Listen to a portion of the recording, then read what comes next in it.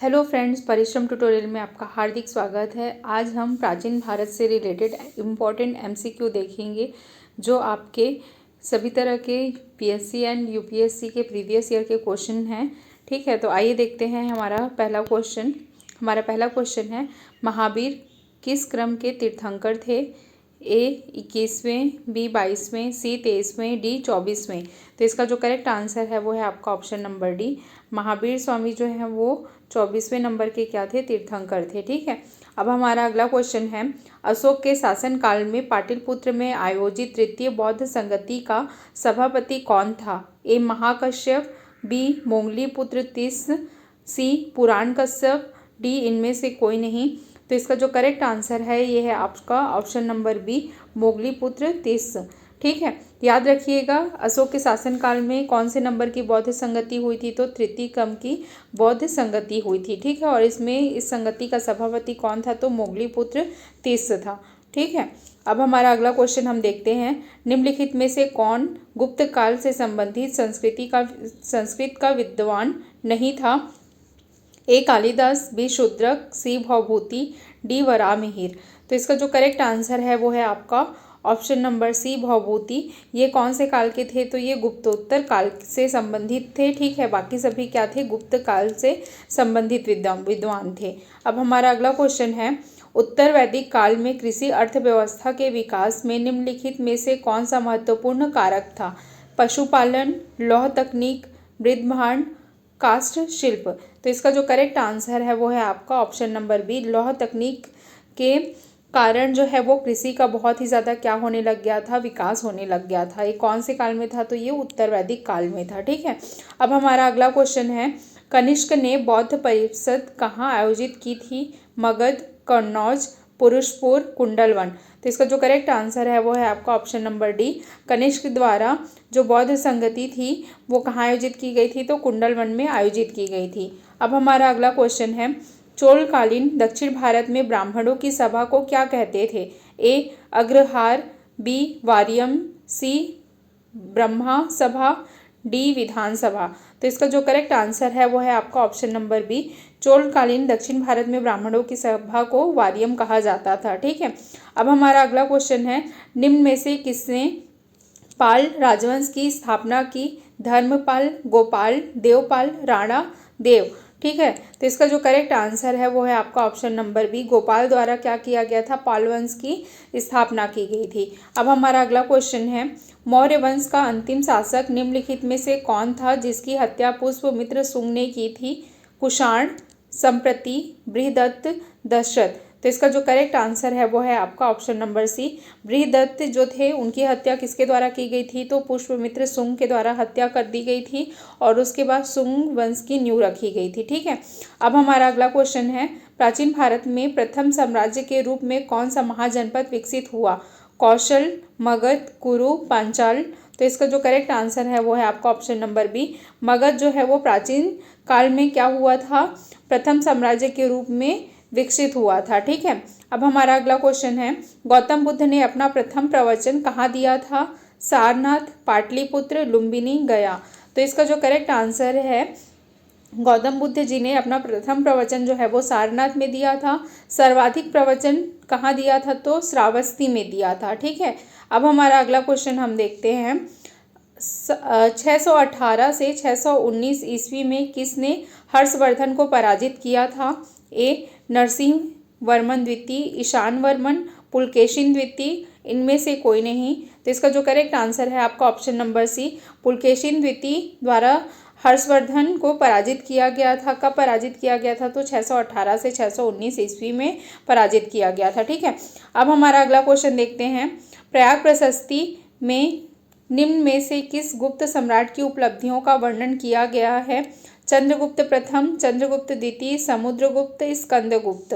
तो इसका जो करेक्ट आंसर है वो है आपका समुद्रगुप्त का क्या किया गया है? प्रयाग प्रशस्ति में उनकी उपलब्धियों का वर्णन किया गया है। ठीक है, अब हमारा अगला क्वेश्चन है, निम्नलिखित में से किस प्राचीन साहित्य में उपभोक्ता संरक्षण के प्रावधान हैं? अर्थशास्त्र, पुराण, ब्राह्मण ग्रंथ, इनमें से कोई नहीं। तो इसका जो करेक्ट आंसर है वो है आपका ऑप्शन नंबर ए, अर्थशास्त्र में क्या है? आपका उपभोक्ता संरक्षण के प्रावधान है। अब हमारा अगला क्वेश्चन है, उपनिषद को और किस नाम से जाना जाता है? वेद, पुराण, वेदांत, इनमें से कोई नहीं। तो इसका जो करेक्ट आंसर है वो है आपका ऑप्शन नंबर सी। उपनिषद को वेदांत के नाम से क्या करते हैं? जाना जाता है। ठीक है। अब हमारा अगला क्वेश्चन है, हर्षवर्धन का समकालीन बंगाल का शासक निम्नलिखित में से कौन था? गोपाल, धर्मपाल, देव, गुप्त, शशांक। तो इसका जो करेक्ट आंसर है वो है आपका ऑप्शन नंबर डी। हर्षवर्धन के समकालीन कौन थे? तो कौन शशांक थे, और ये कहाँ के शासक थे? तो ये बंगाल के शासक थे। ठीक है। अब हमारा अगला क्वेश्चन है, देवी चंद्र गुप्तम नाटक के लेखक का नाम है? कालिदास, शूद्रक, हरिसेन, विशाख दत्त। तो इसका जो करेक्ट आंसर है वो है आपका option number D, Vishakha Datta. अब हम देखते हैं हमारा अगला क्वेश्चन, प्राचीन नगर तक्षशिला निम्नलिखित में से किन के बीच स्थित था? सिंधु तथा झेलम, झेलम तथा चिनाब, चिनाब तथा रावी, रावी तथा ब्यास। तो इसका जो करेक्ट आंसर है वो है आपका ऑप्शन नंबर ए। जो तक्षशिला था वो सिंधु तथा झेलम के मध्य था। ठीक है। अब हमारा अगला क्वेश्चन है, निम्न में से कौन सा एक अन्य तीनों के समसामयिक नहीं था? बिंबिसार, गौतम बुद्ध, मिलिंद, प्रसेनजित। तो इसका जो करेक्ट आंसर है वो है आपका मिलिंद जो थे वो इनके समकालीन नहीं थे। बिंबिसार, गौतम बुद्ध और प्रसेनजित क्या थे? आपके समकालीन थे। ठीक है। अब हमारा अगला क्वेश्चन हम देखते हैं, निम्नलिखित में से किसने राष्ट्रकूट साम्राज्य की नींव रखी थी? अमोघवर्ष प्रथम, दंतीदुर्ग, चंद्रगुप्त मौर्य, समुद्रगुप्त। तो इसका जो करेक्ट आंसर है आपका ऑप्शन नंबर बी, दंतीदुर्ग के द्वारा राष्ट्रकूट साम्राज्य की नींव रखी गई थी। अब हमारा अगला क्वेश्चन देखते हैं, निम्नलिखित पशुओं में से किसी एक का हड़प्पा संस्कृति में पाई गई कलाकृतियों में निरूपण नहीं हुआ था? गाय, हाथी, गैंडा, बाघ। तो याद रखिएगा, जो हड़प्पा सभ्यता है उसमें जो कलाकृतियाँ पाई गई हैं उनमें हाथी का निरूपण है, गैंडे का निरूपण है और बाघ का भी निरूपण है। गाय का निरूपण इसमें नहीं दिया गया है। ठीक है। अब हमारा अगला क्वेश्चन देखते हैं, इनमें से क्या सुमेलित नहीं है? मृच्छकटिकम, शूद्रक, बुद्ध चरित्र, वसुबंधु, हर्ष चरित्र, बाणभट्ट, मुद्रा राक्षस, विशाख दत्त।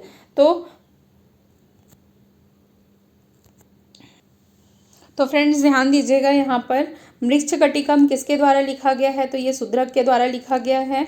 ठीक है। तो ये करेक्ट है। अब हम सेकंड ऑप्शन देखते हैं, बुद्ध चरित्र किसके द्वारा लिखा गया है? तो बुद्ध चरित्र जो है वो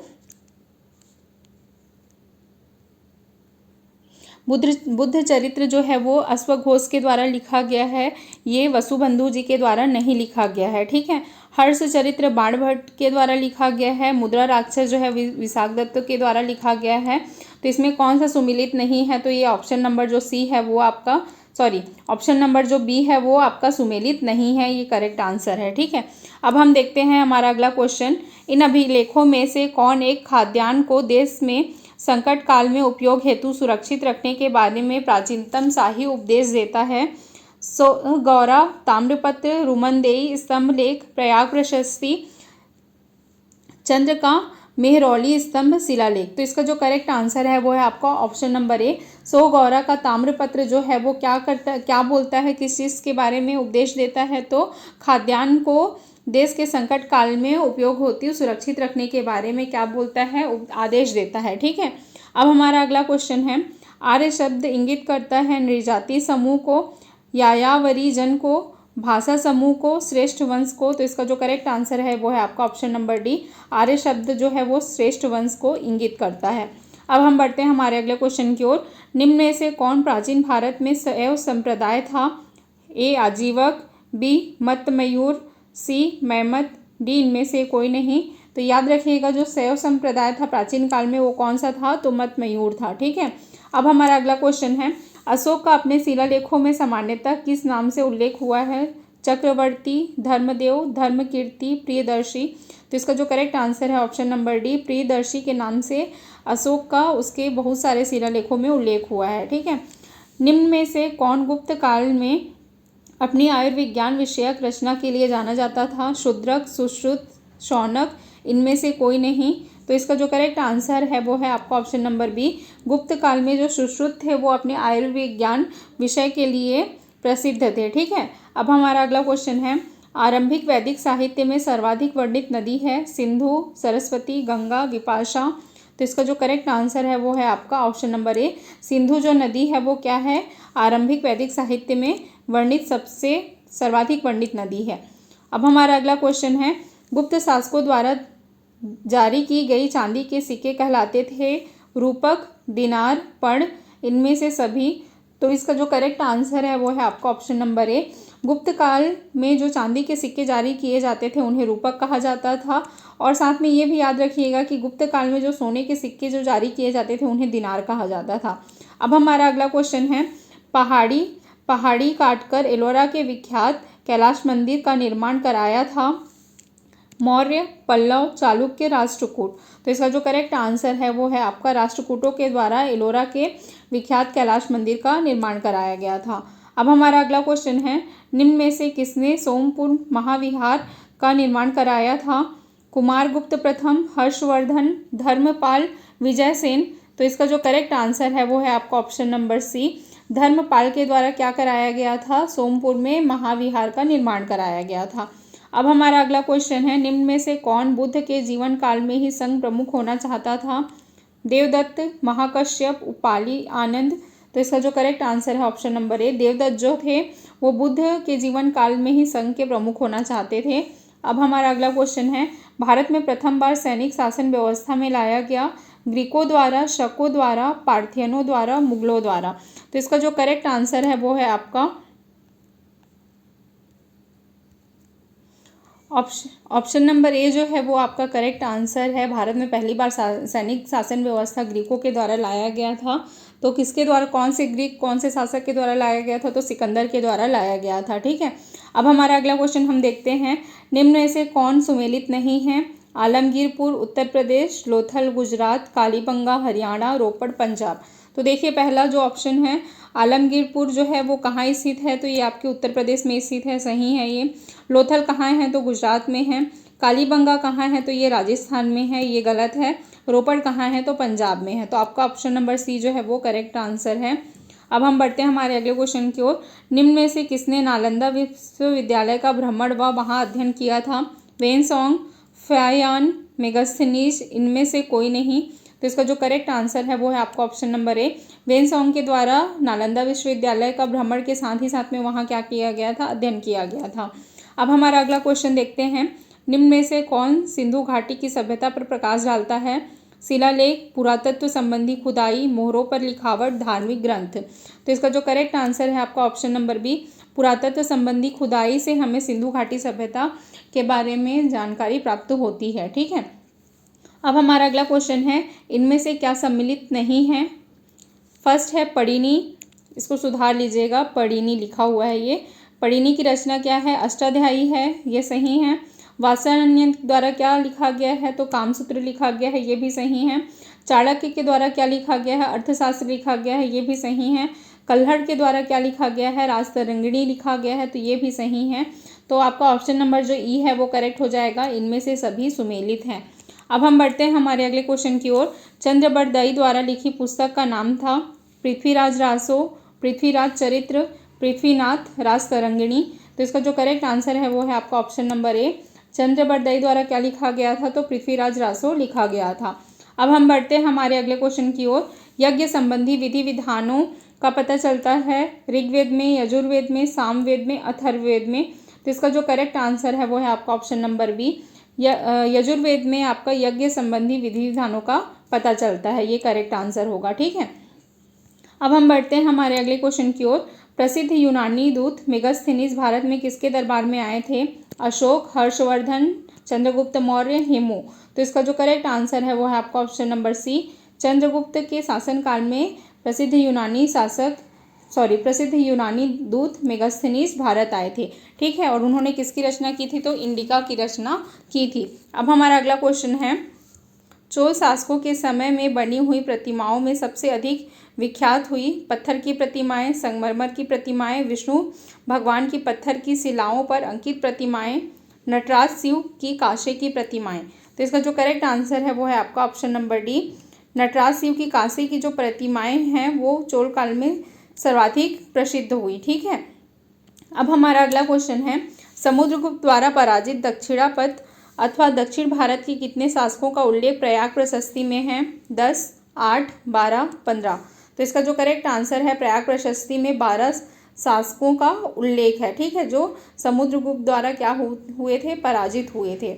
अब हमारा अगला क्वेश्चन है, दक्षिण भारत में कुल्हाड़ी संस्कृति सबसे पहले किस स्थान पर प्राप्त हुआ था? मद्रास, मैसूर, रामेश्वरम, इनमें से कोई नहीं। तो इसका जो करेक्ट आंसर है वो है आपका ऑप्शन नंबर ए, कुल्हाड़ी संस्कृति मद्रास में प्राप्त हुआ था। अब हम बढ़ते हैं हमारे अगले क्वेश्चन में। चंद्रगुप्त मौर्य का संघर्ष नंद वंश के किस शासक से हुआ था? महानंद, पद्मनंद, महापद्मनंद, घनानंद, दयानंद। तो इसका जो करेक्ट आंसर है वो है आपका option number C. Chandragupta Maurya का संघर्ष किसके साथ हुआ था? तो घनानंद के साथ हुआ था। उसके बाद चंद्रगुप्त मौर्य की विजय प्राप्त हुई थी और उन्होंने कौन से वंश की नींव रखी थी? तो यहाँ पर मौर्य वंश की नींव रखी थी, ठीक है। अब हमारा अगला क्वेश्चन है, इनमें से क्या सुमेलित नहीं है? लोथल, गोदीवाड़ा, कालीबंगा, जुता हुआ खेत, धौलावीरा, हड़प्पा लिपि के बड़े आकार के 10 चिन्हों वाला एक शिलालेख, बनवाली, पक्की ईंटों की बनी हुई हल की प्रतिकृति। तो देखिए यहाँ पर लोथा से क्या प्राप्त हुआ था? तो गोदीवाड़ा प्राप्त हुआ था। कालीबंगा से जुता हुआ खेत के साक्ष्य मिले थे। धौलावीरा से हमें क्या प्राप्त हुआ था? तो 10 चिन्हों वाला एक शिलालेख प्राप्त हुआ था, ठीक है। और बनवाली से क्या मिला था? तो पक्की मिट्टी की बनी हुई हल की प्रतिकृति मिली थी। तो इसमें से सभी क्या हैं? आपके सुमेलित हैं। अब हमारा अगला क्वेश्चन है, विशाखदत्त के प्राचीन भारतीय नाटक मुद्रा राक्षस की विषय वस्तु है? ए, प्राचीन हिंदू जनश्रुति के देव और राक्षसों के बीच संघर्ष के बारे में। बी, यह आर्य राजकुमार और एक कबीली महिला के प्रेम कथा के बारे में। सी, 2 आर्यों कबीलों के बीच सत्ता के संघर्ष की कथा के बारे में। डी, चंद्रगुप्त मौर्य के समय राज दरबार की दुर्भिसंधियों के बारे में।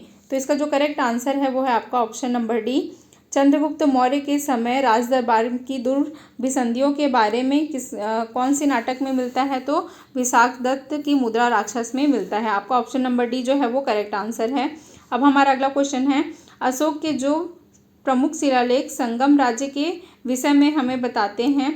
तो ए है पहला और 10वां शिलालेख, फिर बी है पहला और 11वां शिलालेख, सी दूसरा और 13वां शिलालेख, डी पहला और 14वां शिलालेख।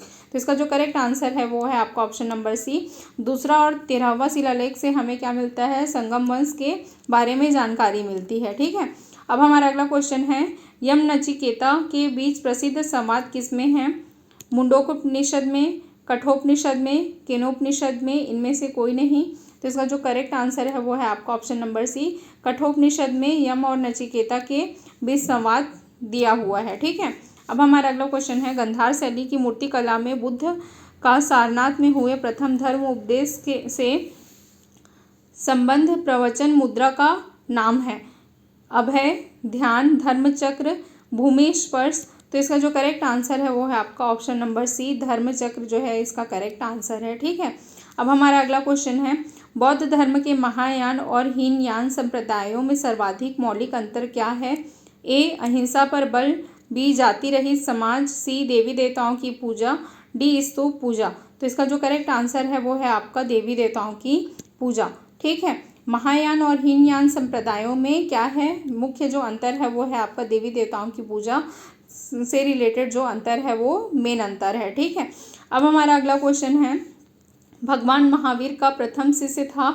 ए, जामली, बी, योसूद, सी, विपिन, डी, प्रभास। तो इसका जो करेक्ट आंसर है आपका जामली। भगवान महावीर का प्रथम शिष्य कौन थे? तो जामली थे, ठीक है। तो फ्रेंड्स हमारा 50 क्वेश्चंस का MCQ कंप्लीट हो गया है। अगर आपको हमारा वीडियो अच्छा लगता है तो प्लीज़ हमारे चैनल को लाइक, शेयर और सब्सक्राइब जरूर करेंगे।